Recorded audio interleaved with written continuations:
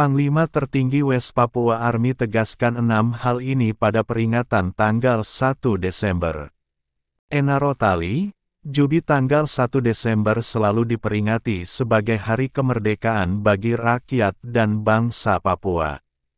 Pada tahun 1961 inisiasi kemerdekaan tersebut lahir dari manifesto politik yang dibuat oleh anggota Komite Nasional yang terdiri dari Nicolaas Joe, E.J. Bonai, Nicolaas Tanggahma dan F. Torre pada tanggal 19 Oktober tahun 1961.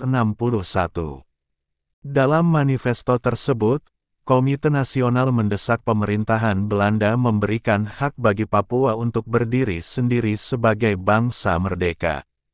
Untuk itu, Panglima Tertinggi West Papua Army, WPA, Demianus Magai Yogi saat bertindak sebagai Inspektur Upacara pada Kamis, tanggal 1 Desember tahun 2022, di Markas Besar WPA Paniai menegaskan, rakyat West Papua sudah cukup lama hidup dalam penindasan dan mengalami kekerasan hingga ditembak mati oleh militer Indonesia selama 61 tahun sejak tahun 1963 sampai 2022.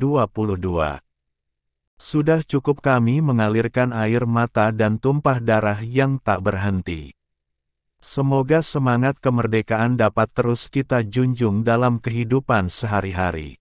Saya juga ingin mengajak kepada seluruh pasukan militer West Papua agar melaksanakan perang gerilya dengan mengedepankan hal yang positif demi mewujudkan negara Papua Barat, ujar Panglima Tertinggi West Papua Army, WPA, Demianus Magai Yogi kepada Jubi, Jumat, tanggal 2 Desember tahun 2022.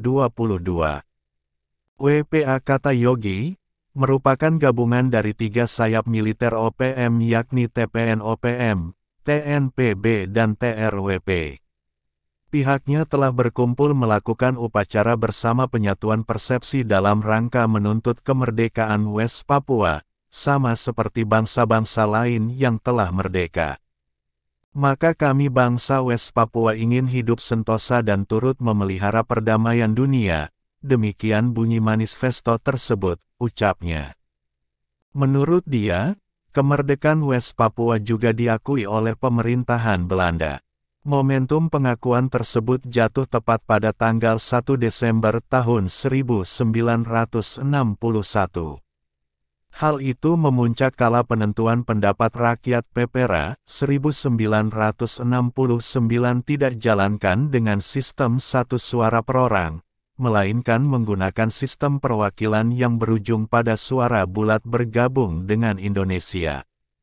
2 tahun berselang, tepat pada tanggal 1 Juli tahun 1971 deklarasi proklamasi kemerdekaan negara Papua Barat dipimpin oleh Z. Javed Rumkorem dan Jacob Prai mendirikan kelompok TPN-OPM di Marfit Bewani, PNG. Disitulah akar perpecahan terjadi. Dan akhirnya beberapa kelompok gerilyawan muncul sendiri-sendiri dengan masing-masing pemimpinnya. Jadi peristiwa perayaan tanggal 1 Desember itu murni untuk merayakan negara Papua Barat yang telah diumumkan oleh Belanda, kenangnya. Ia menilai, kerakusan kolonial Indonesia tidak berhenti membuat rakyat dibunuh, disiksa, dimutilasi, ditangkap semena-mena di atas tanah air bangsa Papua sampai saat ini. WPA sebagai lembaga penanggung jawab atau sayap militer akan terus berjuang dan merebut hak kedaulatan yang telah dirampas oleh kolonial NKRI.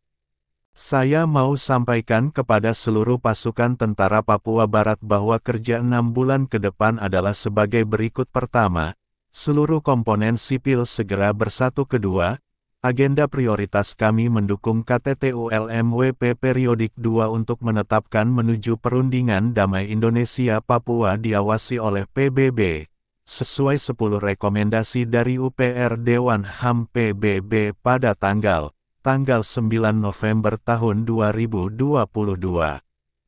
Ketiga, agenda ketiga mendukung ULM-WP masuk sebagai anggota full di MSG Vanuatu. Keempat, pemerintah pusat segera membuka ruang demokrasi untuk penyelesaian konflik di tanah Papua. Kalau tidak, Kami siap melakukan perlawanan yang lebih besar daripada yang telah terjadi dari Sorong sampai Merauke, tutupnya.